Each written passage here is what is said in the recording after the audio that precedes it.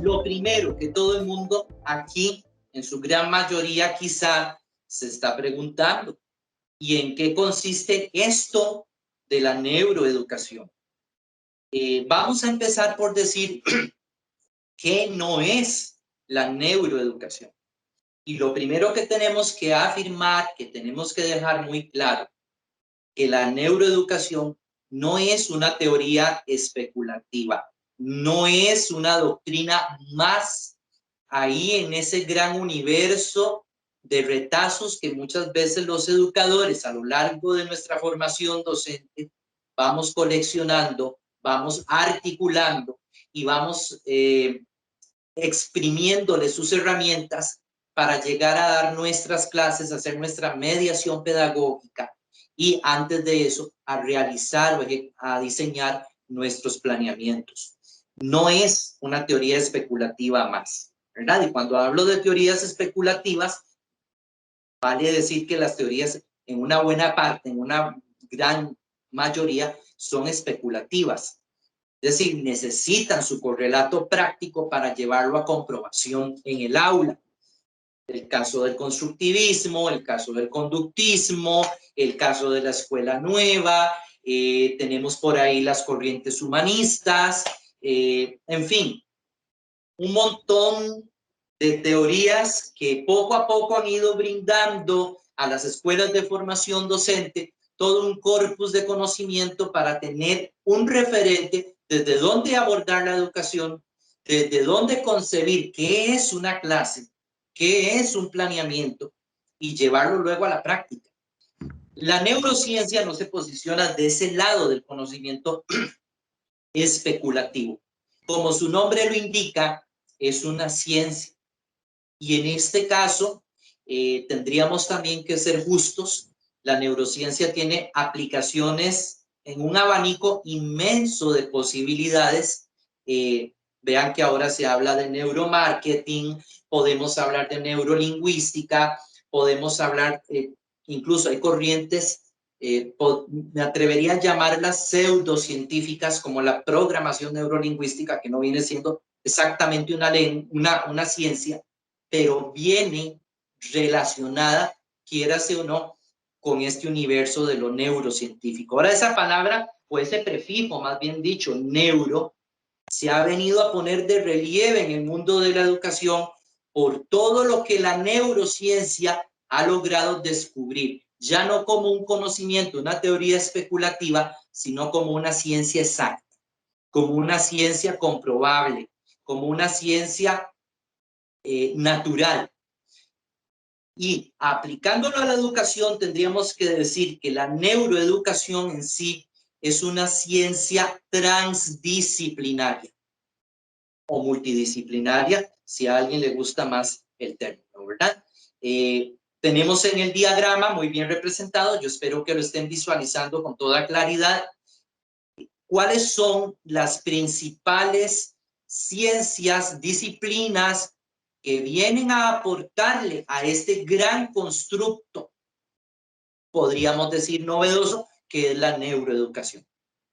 En el primer lugar tenemos, y tenemos que decirlo con todas sus sílabas y vocales, la neuroeducación es de cuna médica, es de cuna neurológica básicamente, porque todo lo neuro evidentemente nos va a remitir al sistema nervioso en toda la extensión de su palabra, por supuesto. Entonces, esa raíz de todos los estudios y avances que a través de los intereses que se iban gestionando en las ciencias neurológicas médicas, que esto llega a tener un impacto inevitable en las ciencias de la educación.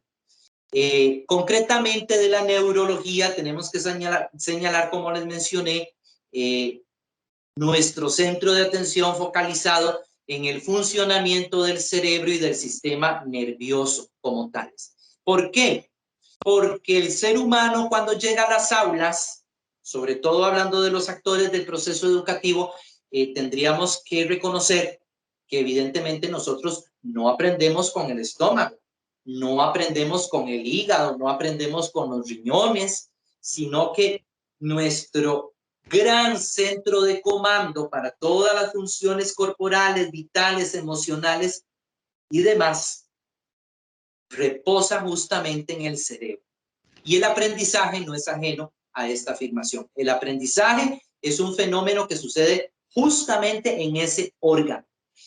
¿Qué ha hecho la neurología a través de laboratorios de neuroimagenología? Es decir, la neuroimagen con máquinas evolucionadísimas, con máquinas que tienen unos alcances y un funcionamiento impresionante, han logrado demostrar en laboratorio, en estudios de campo, las distintas zonas que inciden o que se activan, más bien dicho en lenguaje neurocientífico, ante distintos estímulos, ante distintas actividades y concretamente en la tarea del aprendizaje. Dentro de la neurología, en este segundo cuadrante que tenemos por acá proyectado, va a incidir indudablemente un gran aporte de la anatomía, y la fisiología. Recordemos que no podemos ver en la neurología el cerebro aislado solo como un órgano, sino que evidentemente aquí no vamos a entrar ahora en detalles por tiempo acerca de la anatomía y fisiología del cerebro, pero son una parte importantísima dentro de la formación de un neuroeducador, de la neurociencia, que nos va a permitir entender cuáles son esas partes del cerebro, cómo se interrelacionan, cómo interactúan, y sí vamos a tocar un poquitito acerca de lo que son los neurotransmisores. Ahí vamos a ir mencionando algunas partes del cerebro, vamos a ir mencionando también el funcionamiento de algunos de esos neurotransmisores. No hay actividad de aprendizaje donde no incidan esos neurotransmisores. Vean qué importante ha sido el avance de lo neurocientífico para entender el funcionamiento cerebral, el funcionamiento de nuestro cerebro como órgano preciso, específico del aprendizaje humano. Y aquí todas las personas que son docentes y todas las personas que se están formando para ejercer docencia, pues evidentemente van a tener claro esto que estamos afirmando acá. Es el cerebro el protagonista de nuestro aprendizaje. Es el cerebro aquello que nosotros estamos utilizando dentro de las aulas para aprender, ¿verdad? Pues bien, ese es uno de los principios más básicos dentro de las neurociencias, y asociándose ya más al lado de la neuroeducación, por supuesto que la psicología va a dar un aporte importantísimo. Ya en sus carreras, cada persona ha tenido que llevar o estará llevando en su momento cursos de psicología que le ayudan a darle un instrumental, un bagaje de herramientas que va a utilizar posteriormente, no para atender clínicamente a sus estudiantes, esa no es la misión de un educador, sino para entender el funcionamiento y las bases de la conducta humana. Evidentemente, la mente humana asociada al cerebro, ven que la mente es una abstracción. La mente es una abstracción, pero esa abstracción ocurre en el cerebro. Es una actividad propia del cerebro. Evidentemente, la psicología, con todo su bagaje, con todos sus aportes, con todo su instrumental, nos va a dar aportes importantísimos también para entender cómo aprende el cerebro humano. Posteriormente, todo este instrumental va a darle un aporte intertransdisciplinario a la pedagogía. La pedagogía ya llamada como neuropedagogía. De hecho, hay universidades ahorita aquí en el país que tienen un diplomado que se llama Diplomado en Neuropsicopedagogía. Vean qué nombre más largo, pero muy justo para englobar todo lo que es la aplicación de la neurociencia a la neuroeducación. Entonces, en pedagogía, concretamente en este momento, es preguntarnos y cómo aterrizar todo esto que la neurociencia ha logrado avanzar en la gran pregunta de los educadores. Bueno, ¿cómo hago para que mis clases sean diferentes? ¿Cómo hago para que mis clases sean entretenidas? ¿Cómo hago para imprimirle a los aprendizajes ese sello de lo significativo? que ya hay teorías especulativas que anteriormente lo habían tocado, habían hablado de los aprendizajes significativos. Tal es el caso de Ausubel, por ejemplo, que es un autor muy recurrente en las escuelas de formación docente. Entonces vamos a aterrizar poco a poco todo esto en lo que es la didáctica. No podemos concebir la educación moderna si queremos que esto avance, evolucione, mejoren los procesos de enseñanza que están centrados en la persona docente.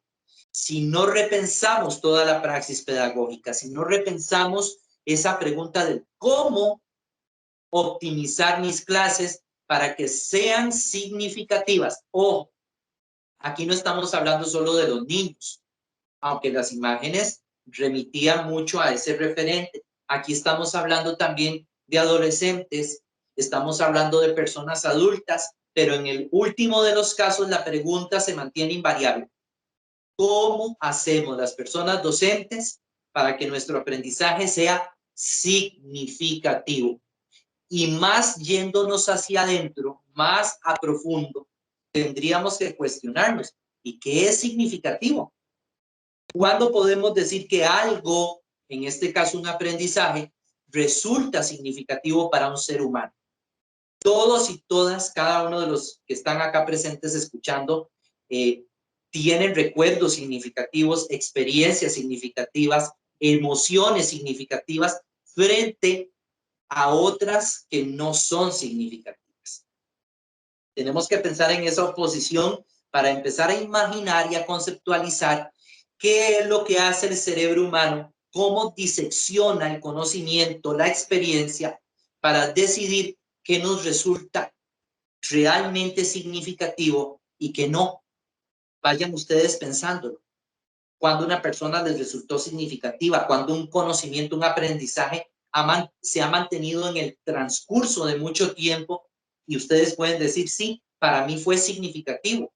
¿Cuál docente les resultó a ustedes una figura significativa a lo largo de toda la formación académica, inclusive universitaria? ¿Qué es lo que marca ese lindero entre lo no significativo y lo que realmente perdura en las memorias de largo plazo? Esa pregunta, ojalá la mantengan, la vayan pensando y la vayamos pues poco a poco dilucidando y aclarando. Pues bien, para ir aterrizando ya básicamente al terreno concreto de la neuroeducación, tenemos que referirnos a tres pilares fuertes, bien establecidos, muy consolidados, sobre los cuales reposa el concepto de neuroeducación. Y ese trípode, esos tres pilares, ojalá los podamos visualizar ahí y grabarlo. Vean que en el centro está el cerebro. El cerebro no forma parte de la trípode. El cerebro es nuestro protagonista del aprendizaje. La gran pregunta que gira en torno a él la vamos a responder desde esos tres pilares. La neuroeducación sucede a través de una concatenación de tres conceptos hermosísimos que ahorita vamos a empezar a profundizar y que requieren una atención especial.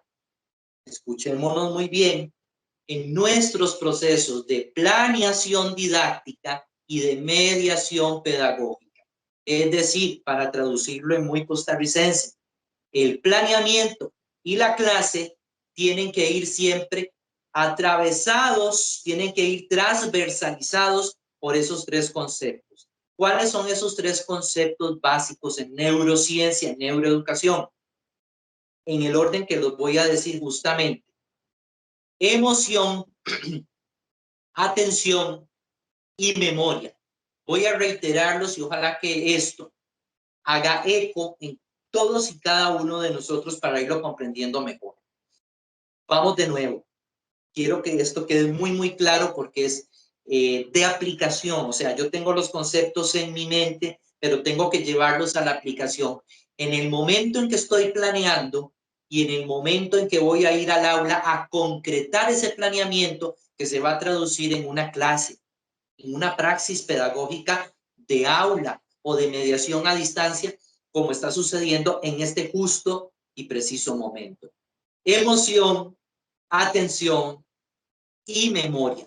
Recordemos esa cadena de eventos, esa cadena de sucesos, esa cadena de experiencias cerebromentales que tienen que ocurrir en todo proceso de mediación pedagógica. Emoción, atención y memoria. El primero de estos pilares es la emoción. ¿Qué ha descubierto la neurociencia a través del trabajo de campo, a través de la experimentación en laboratorios, a través de la neuroimagen que nos permite ver qué zonas se activan? Bueno, que el cerebro humano, para querer aprender y que un aprendizaje logre ser significativo y permanecer en las memorias de largo plazo, tiene que emocionar. ¿Cuál es el reto para el docente entonces? Alguien ahora mencionaba la palabra divertido. Yo aquí diría, no es solo divertido. Es que tocar fibras, tocar emociones para un educador tiene que ir inclusive más allá de lo meramente lúdico, más allá de lo meramente divertido, porque no solamente en una experiencia de aula vamos a tener solo juegos. Sí, puede haber, el juego va a ser parte importante en algún momento. Una mediación magistral puede ser emocionante, profundamente apasionante, pero tiene que ir conectada, tiene que ir vinculada necesariamente, sin ningún lugar a duda, a la emoción. ¿Qué fue lo primero que hicimos al comenzar esta conferencia? No proyectamos la portada del PowerPoint, si se dieron cuenta. Proyectamos algo que empezara por tocar fibras, pero no una sola frase, no, quise hacer un collage para que fuera un bombardeo emotivo. Entonces, la palabra clave aquí no es solamente emoción, tenemos que sensibilizar. Frente a un contenido que yo tengo que dar, yo tengo que emocionar. Este es el momento en que ustedes tienen que pensar cada quien en su asignatura. Cuando yo voy a planear, yo tengo que empezar a imaginar, bueno, tengo estos estudiantes. De frente a este contenido de conta, de frente a este contenido de ciencias, a este contenido de la historia, que de pronto resultan muy abstractos, muy tediosos y tradicionalmente a veces hay contenidos que suelen ser más aburridos que otros. Yo tendría que preguntarme, ¿y cuál va a ser mi estrategia para emocionar? En el planeamiento tiene que haber una actividad que desde el inicio convoque a la emoción de los estudiantes en el aula, que desde el inicio toque fibras. Me decía un estudiante una vez en el curso de didáctica, profe, yo una vez iba a ver la Segunda Guerra Mundial, pero como decía el Chavo del 8, me están preguntando cosas de cuando yo ni siquiera había nacido, ¿verdad? Y el Chavo, en toda su comicidad y demás, no dejaba de tener razón. No dejaba de tener razón. Y me decía esta profesora, ¿sabe qué hice, profe? Los puse a jugar soldaditos. Los puse a jugar soldaditos. Entonces construimos los soldaditos. Hicimos toda una batalla dentro del aula, un juego. Convocó aquí la emoción. Vean qué importante es tocar fibras. No es solamente llegar y empezar en seco con el tema. No, tenemos que hacer clic con el estudiantado. Tenemos que hacer vínculo pedagógico y tenemos que emocionar. ¿Qué se ha descubierto? Bueno, aquí es donde viene el terreno de lo puramente neurocientífico, a explicar y a darnos un poquito de auxilio. Lo primero que tenemos que comprender es que en la evolución humana, lo primero que se desarrolló es algo que muchas personas llaman cerebro reptiliano. Ese cerebro reptiliano, si pueden ampliar la imagen, ojalá tengan oportunidad de estarla viendo muy bien ahorita. Es esto que estoy señalando acá con un círculo y estoy haciéndolo ahorita con el cursor. Básicamente, cuando una persona se emociona, hay una zona del cerebro que se activa. Y evidentemente, el ser humano es esencialmente emocional antes que racional, porque evolutivamente el cerebro emocional que ahora sí, en neurociencia técnicamente le llamamos sistema límbico. Ese cerebro límbico es el que se activa cuando hay emociones, cuando algo me apasiona, cuando algo me llamó la atención, cuando algo, diríamos en un lenguaje muy popular, me hizo clic. Eso que dijimos, el profe me llegó. Esta clase está interesantísima, esta clase me apasiona. ¿Qué empieza entonces a hacer el cerebro? Cuando usted tocó fibras, cuando usted sensibilizó, cuando usted vino con una frase que empezó a derribar esquemas preconcebidos, les puso un reto que los desestabilizó a los estudiantes, empezó la clase de una manera inesperada, algo que no es lo tradicional, ¿verdad? Porque está comprobado en estudios que se han hecho e incluso en diálogos que ciertos profesores han sostenido con sus estudiantes universitarios y les han dicho, es que en el 90% de los casos ya sabemos qué va a pasar en la clase. Piénsenlo ustedes como estudiantes, cuando fueron estudiantes. Cuando llegamos al aula, no es cierto que ya nos esperamos una rutina de clase. No es cierto que ya sabemos que el profesor va a pasar lista, ya conocemos a ese profesor, a esa profesora, sabemos cómo va a saludar, sabemos cómo va a empezar el tema, sabemos cuándo ya va a regañar. Ya se ha convertido en una rutina tan acartonada que ya el cerebro perdió ahí la capacidad de asombro, porque no tenemos cómo asombrarnos. Si no hay asombro, no hay emoción. Tenemos que emocionarnos. Y ahorita vamos a ver cómo esto se comprueba científicamente. Entonces, esto que tenemos acá en la parte más inferior, hay una palabrita que espero que la vean ahí, que se llama amígdala. En el hipotálamo, que es toda esta región central profunda del cerebro, en ese hipotálamo hay glándulas sumamente importantes. Una de ellas es la amígdala. El educador, la educadora, que quieren trabajar, que quieren hacer de su aula un espacio realmente de aprendizaje significativo, tiene que bombardear la amígdala con actividades de mediación que sean emocionantes, que interpelen a los estudiantes, que los hagan sensibilizar. Antes de hablar, tenemos que sensibilizarlos ante un mundo que para ellos es totalmente desconocido. Ahora ponía el caso de la historia, podría poner el caso de la célula, podría poner el caso en contabilidad de los activos y pasivos, etcétera. Un montón de lenguajes que para ellos van a resultar nuevos y totalmente desconocidos. Universos que jamás posiblemente ellos imaginarán, ¿verdad? Pues bien, ¿qué hace la amígdala ante una actividad que le evoca la emoción? Vienen aquí a jugar un protagonismo esencial 3 neurotransmisores. Recuerden que las neuronas, pensamos con las neuronas, construimos redes neuronales en torno a los conocimientos. Entonces es muy importante entender cómo funcionan. Las neuronas se establecen vínculos de comunicación electroquímica y lo hacen a través de neurotransmisores. Acá nos importan específicamente 3. Hay muchos que no estoy mencionando, pero aquí hay 3 con los que tenemos que jugar en el aula y que tenemos que estimularlos.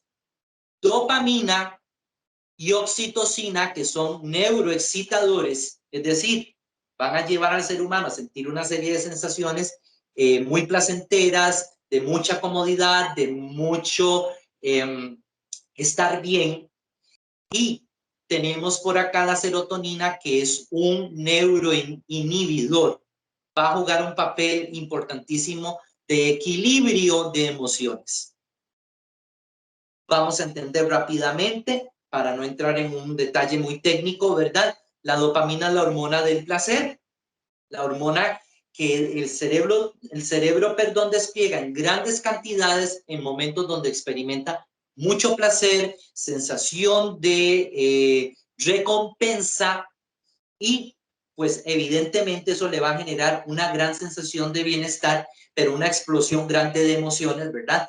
Donde la serotonina va a entrar en protagonismo también para ir neutralizando e ir generando un ser humano equilibrado. Cuando hay un desequilibrio, sobre todo de serotonina, es donde vienen los estados depresivos justamente. Hay un descenso de serotonina, hay un descenso también de sensación de equilibrio. Por lo tanto, ataca la ansiedad, atacan los nervios, ataca la tristeza, el llanto, la depresión. La serotonina viene en nuestro auxilio justamente a equilibrar esas emociones. ¿Sí? Hay mucho placer, pero la serotonina viene cuando está en niveles adecuados a establecer un equilibrio apropiado en esas emociones. Muy importante, este otro neuroexcitador, la oxitocina. ¿Qué se ha descubierto, qué se ha comprobado en neurociencia, que es apasionantísimo? Vygotsky ya lo había señalado con mucha anterioridad desde un punto de vista muy teórico, pero aquí ya se comprobó. El cerebro es un órgano social. Cuando nosotros abrazamos, cuando damos la mano, cuando saludamos, hay un despliegue enorme de oxitocina. Cuando tenemos ese momento, también ha sido la llamada hormona del amor, ¿verdad? Porque los momentos de afecto están caracterizados por un despliegue enorme de oxitocina en el cuerpo. Vean que no es una hormona únicamente para el parto, que lo es, por supuesto, pero es una hormona, es un neurotransmisor que se despliega y lo vivimos intensamente en grandes cantidades en las experiencias sociales. Por eso, ante lo que la neurociencia propone, esto de la emoción va a ir muy vinculado a que propiciemos muchos espacios de trabajo en equipo y de trabajo colaborativo dentro del aula. Ustedes recordarán cuando estaban mucho más jóvenes, estábamos en la escuela, estábamos en el colegio, el docente apenas decía, vamos a trabajar en grupos, que lo correcto ahora es en equipos, ¿verdad? Pero en ese momento nos decían, vamos a trabajar en grupos, y había un estallido de gritos, de algarabía, la gente se identificaba unos con otros. La pregunta era ¿por qué? ¿Qué sucedía en nuestro cerebro cuando las palabras mágicas del profe o la profe decían vamos a trabajar en grupo? O sea, no había terminado de decirlo cuando el aula se transformaba, ¿verdad? De lo estrictamente momificado a una fiesta de carnaval.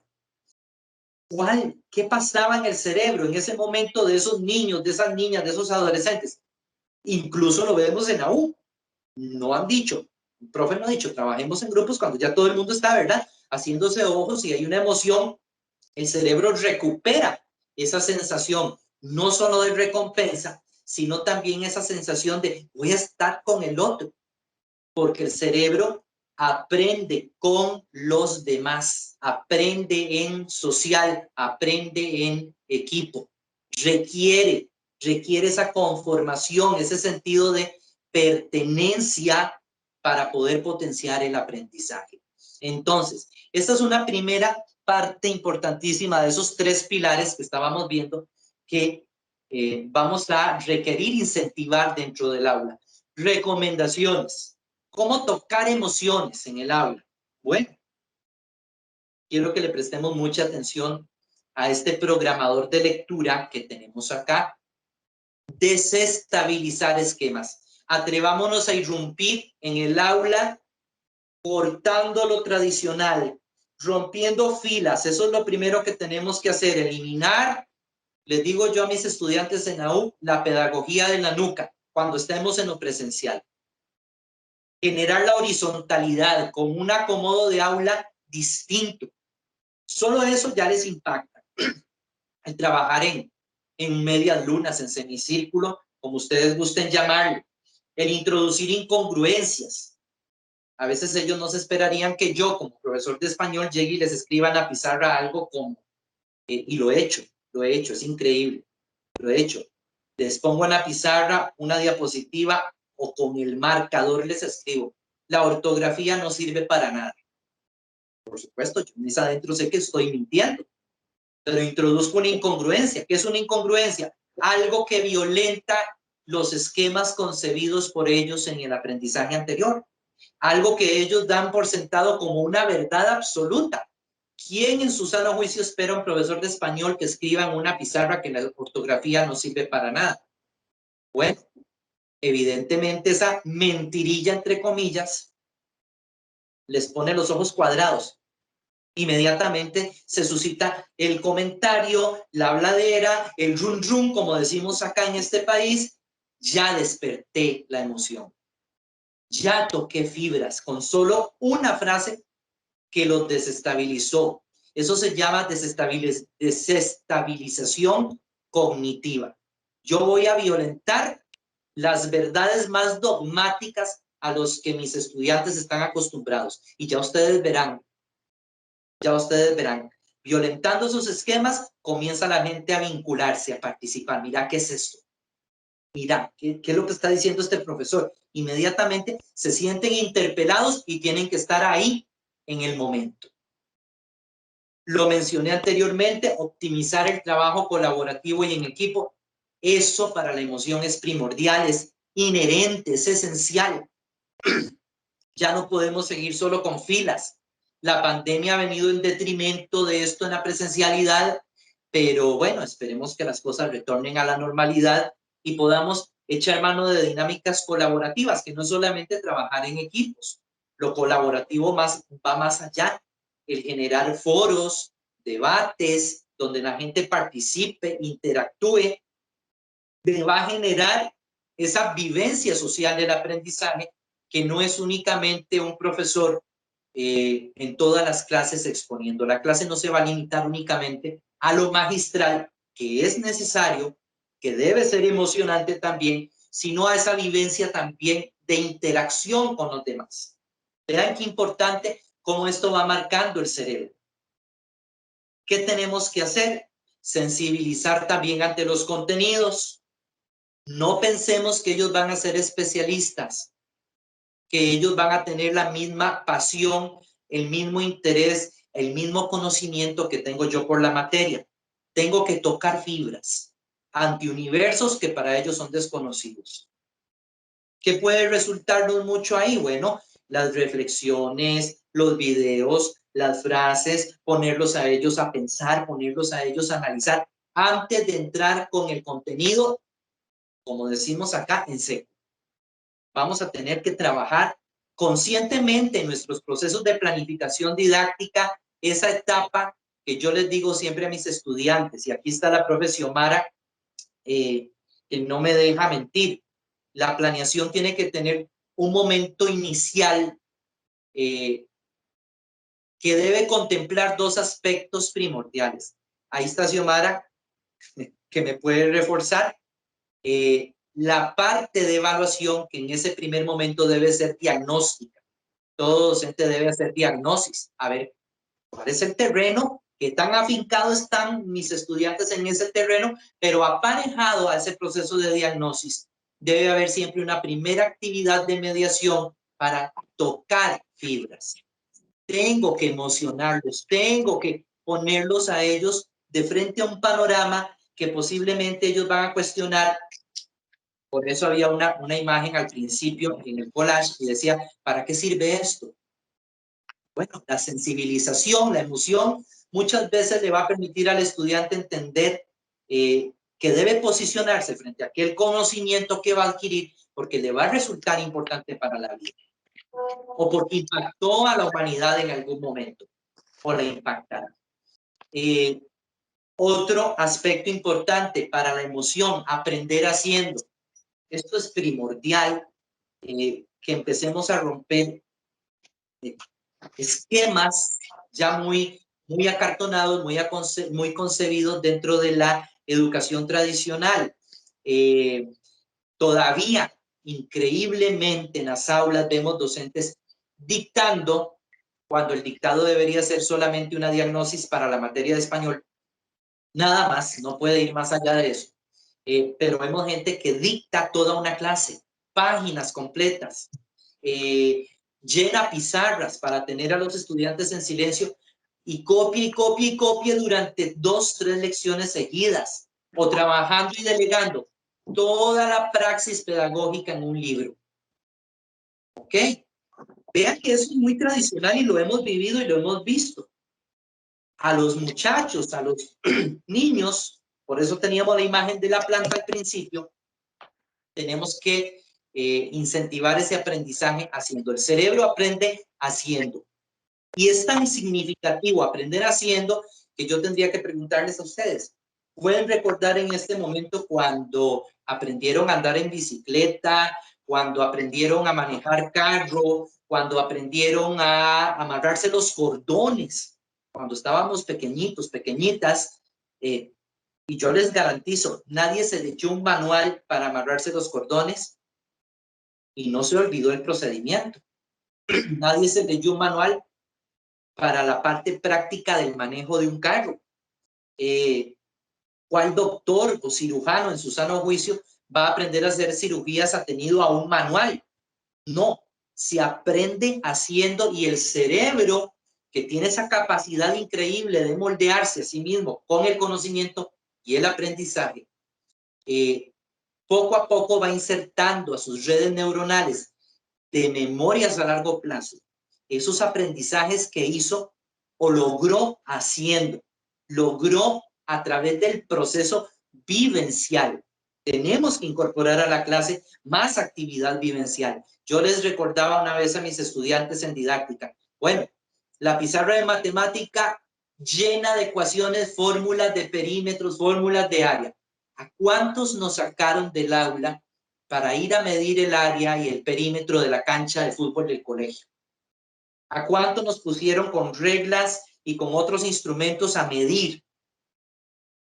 Y yo les puedo garantizar que en un 95, un 99% de los casos, posiblemente la fórmula matemática quedó ahí en la pizarra y en la mente abstracta. Haga esto, pero no lo haga. Entonces, ese aprender haciendo es sumamente importante, es sumamente rico. ¿Cuántos de nosotros en biología vimos la célula y estábamos deseando que nos llevaran a un laboratorio, microscopio, a observar qué era eso que me estaban ahí hablando en teoría, pero que yo no lo había comprobado con mis sentidos? Los sentidos juegan un papel importantísimo. Tenemos que vincularlos en el aprendizaje. Olfato, tacto, vista, oído.